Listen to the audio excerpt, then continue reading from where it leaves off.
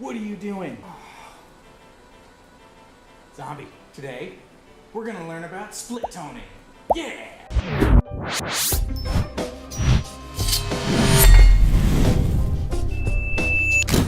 Alright, back again. Something a little different today, no reviews. I wanted to talk about one of the most common, if not the most common question I get about Instagram photography. And that would be, how do I get noticed? How do I get people to pay attention to my photography? There's a lot of people out there that feel, I think rightfully so, that their photography is at a high level and that they should be seen, but they're just not getting noticed enough. Instagram is probably one of the hardest avenues to get seen in. There's so many people, and low cost, high quality, entry-level cameras and cell phones, they've all made photography extremely easy to get into and extremely easy to spread, right? Like everybody can have access. Like you can take your iPhone and shoot out cool looking pictures on Instagram. Lightroom has something called split toning, and split toning allows you to manipulate just your highlights and just your shadows. You can throw a gradient filter on your whole image and mess with all sorts of stuff, but you're gonna affect everything at once. Split toning allows you to give tone and mood to your images, right? So you can throw blues in there and make it feel very early morning and very somber and cold and calm, or you can throw a lot of hot, spicy oranges and tangerines and rust colors in there and make it feel very savory, soothing, and warm. But split toning will let you give a lot of depth to your photos, and they will help them get noticed. You can post, I always call them like photocopier photos, right? So a photocopier just copies it exactly as it is, belts it out the other side, and you're done, right? So there's people all over the world taking photocopier images, and there's nothing wrong with that. If that's what makes you happy, I think goal one should be just be happy being a photographer. That's all that it matters. Like it doesn't matter how many followers you have or if you're getting paid or not or whatever. Just do it because you like doing it. And if you don't have that as a foundation, you're gonna find sadness in photography eventually, because you're depending on others for happiness.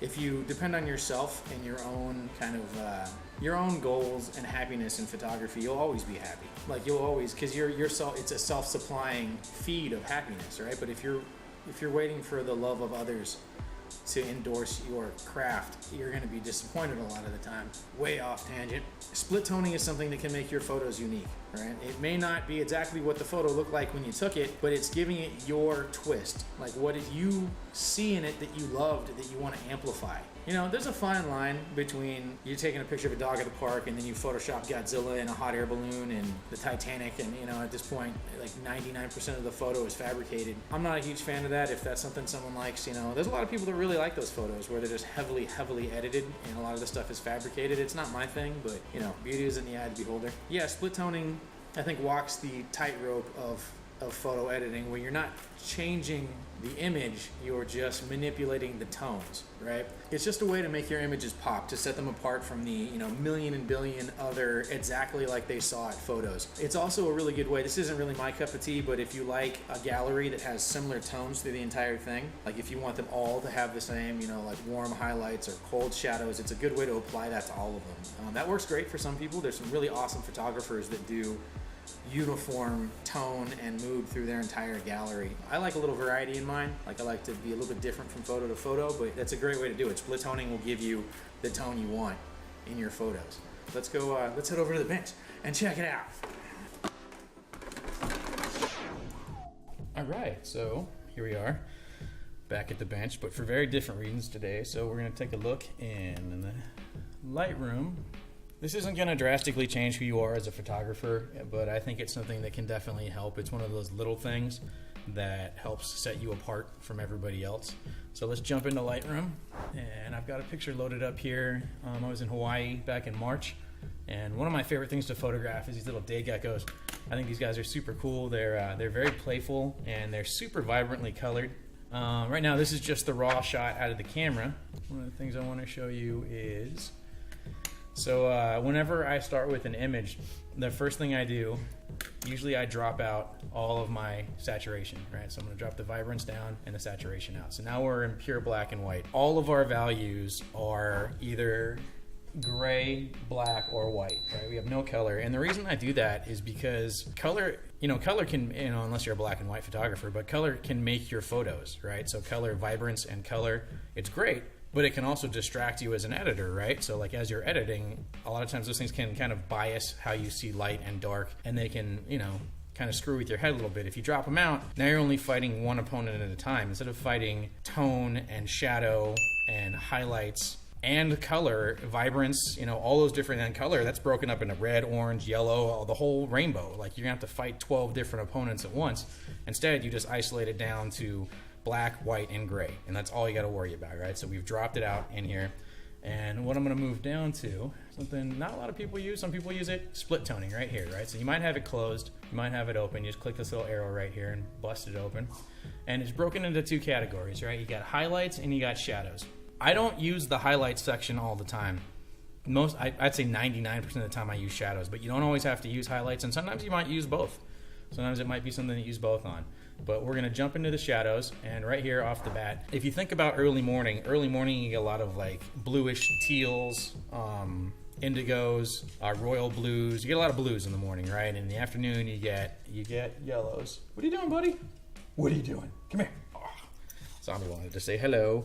All right, you see what's up here? There's no food. No one's gonna feed you anything. You can go lay down and go back to bed. Every time he hears me talking to somebody, you guys, every time he hears me filming, he thinks that there's food somewhere around here, so he starts prowling. Yeah, go to bed. Go beat up your bed. Back on track. So shadows. Shadows can either be blue or orangish yellow, maybe red if you wanted to, but you know, or whatever. It's a personal preference.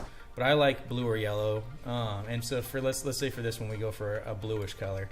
So if I start going towards the teals, see how we're starting? If you go real crazy way up here, it's gonna get real vibrant. But if you go down here, you know, and then if you went, like I was saying, into the dusky colors, you can make it feel more afternoon. But what this is doing is it's only affecting the shadows in the image, right? You're not affecting any of the highlights. You're not affecting the midtones. You're just going after the darkest blacks in here, right? So let's say I go right around here. Maybe a little higher.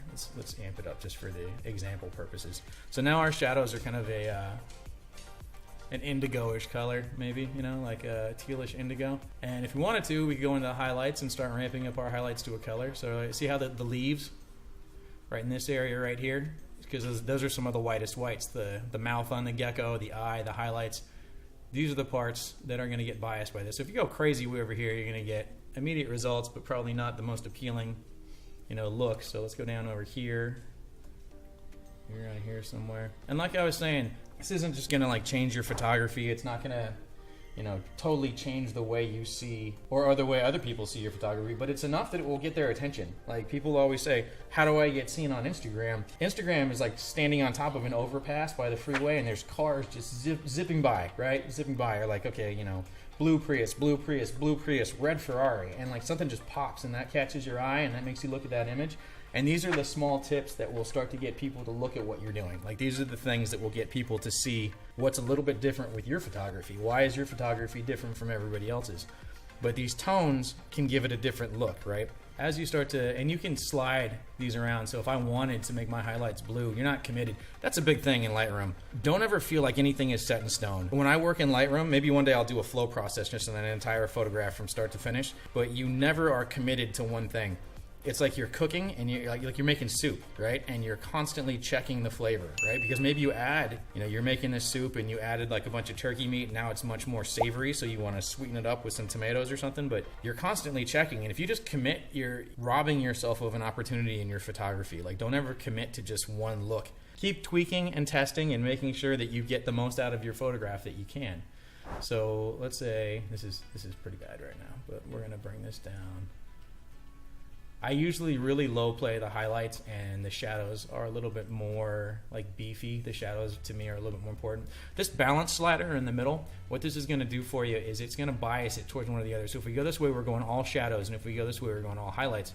It's useful to like check and see, okay, how is this adjusting my photograph too? Like what am I doing to the shadows and what am I doing to the highlights? I usually pull a little towards the shadows, but it depends on the picture, and you'll see when I start putting color back in, we may adjust this again, right? But so now in Lightroom, if you ever want to see what your effects are doing, if you click this little light switch right here, so this is the original where it's all gray tone, and this is the change we made, right? And this is your base. This is gonna be laying, this is almost like your primer underneath all your paints. Like this is below everything else. You can see, okay, here's without it, and here's with it. And that doesn't seem like a huge difference, but it will be. So now I'm gonna start squeezing some color back in, right? So now we're gonna start pushing. I like to go real low saturation, high vibrance. And now you can tell, so I got the color back in, right? So there's been no color toning on it here at all. I haven't messed, this is raw out of the camera except for what we just did to the split toning. So we're gonna start to bump this up a little bit more. And now let's see what that does. So when we flick this on and off, see how this is a real yellow greenish color and the whites right there. So it definitely muted down. If you see, this is the raw, and this is with the effect that we just did. The raw has a very overly vibrant green feel to me, and that it gives it a little bit of tone and atmosphere, right? So there's like a little bit of blueness to it, right there. So you can see it in the shadows, and then the leaves have like a little bit more of an orangish quality. And now we've soaked some color back in, we can start messing with this a little more. So let's see, we up it. If you go too crazy, that's actually how I like to check a lot of stuff, is I go nuts and then tone it down, right? So that orange, that rusty orange color is way out of control. You know, most that's gonna get a little too green. And then down here in the shadows, we go up, up, up. You know, now it's nighttime, and let's tone it back a little bit. And you can try with different blues, see how they go. Maybe a nice kind of like a little bit purple in there, a little bit of purple.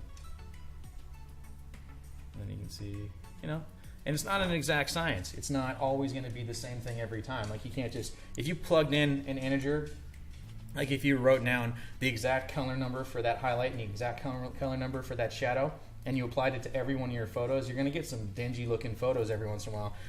Sometimes I don't even use the highlight section because sometimes it will muddy up. Like you'll have real nice popping highlights and it will muddy it up. It'll look bad. So you got to use that with taste and just, you know, figure out what works for you. And sometimes I don't even use the shadows. Like sometimes I just leave them as is, but a lot of times I'd say I use the shadows like a majority of the time. So there you go. So, you know, we got the beginning of this foundation, but that's how I start every photograph, is with my split toning. And then from there I'll go in and start messing with, you know, the exposure, bring the exposure down a little bit, got your contrast. And it depends on, you know, what mood of photo we're going with. Highlights, do you want it to be real poppy or kind of more subdued? And let's see, shadows. So if we want to pop the subject, bring the shadows down. Whites. Let's up a little bit.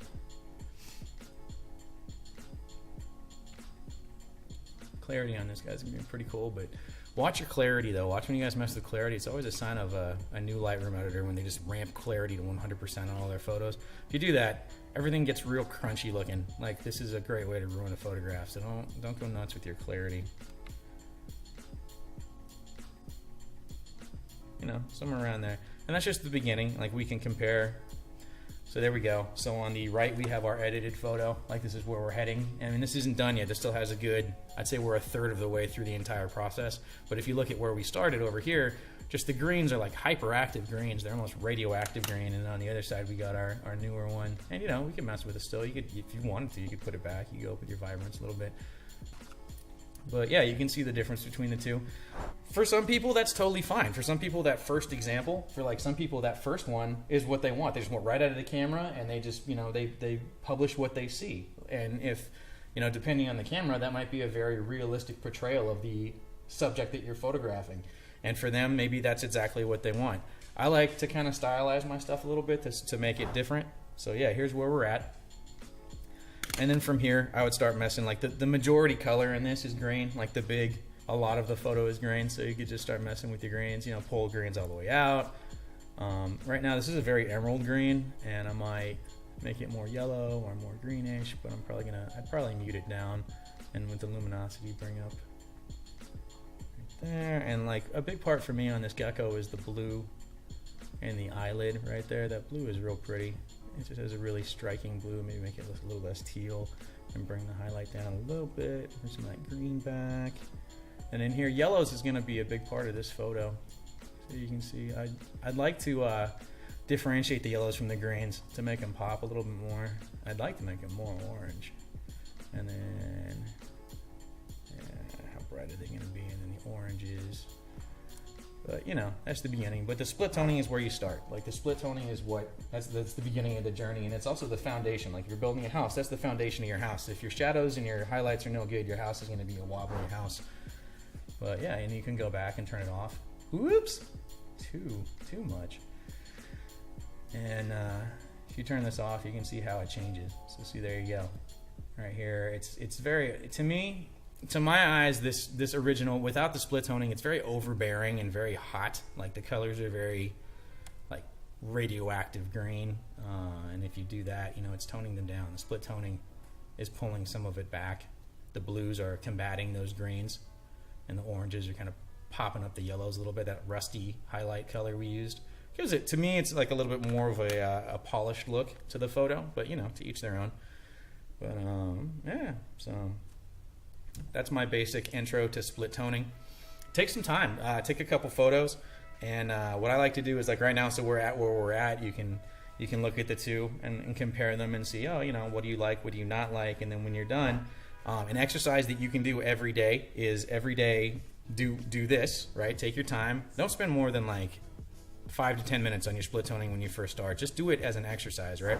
When you're done, reset it, right? So now we're back to square one, and do it again, right? So you could just reset the whole thing, do it again, do it like 8 times a day and experiment. Go, okay, what if I make my shadows blue? What if I make my highlights blue? What if I make my, you know, reverse it, you know, make your highlights blue instead of your shadows, make your shadows, you know, orange instead of blue.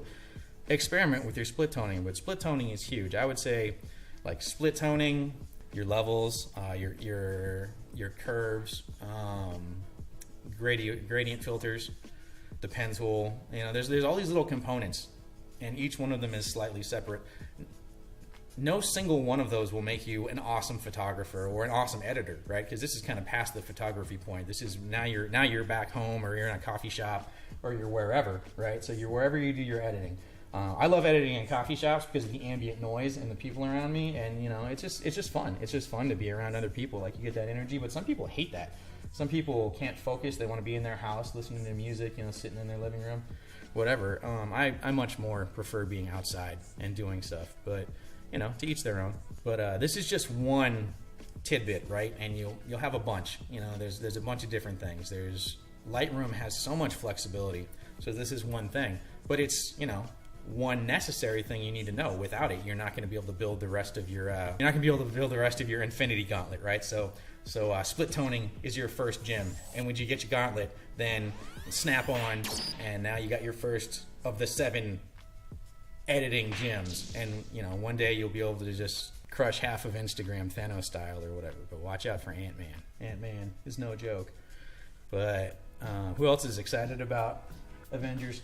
I'm gonna go see it on Friday in the morning while everybody else is at work, so I don't get to deal with the crowds, because I hate crowds. I'm not a big crowd guy, but I have a lot of high hopes for that movie. I really liked Infinity War, so we'll see how Endgame goes. Yeah, so that's my basic tutorial on split toning. I hope you liked it. If you made it this far, this is pretty far into the video, but you know, as I always request, please hit the like and subscribe buttons. Throw a comment down there if you want. I always appreciate hearing from you all. It's cool hearing your thoughts on how things are going. And yeah, have a good one.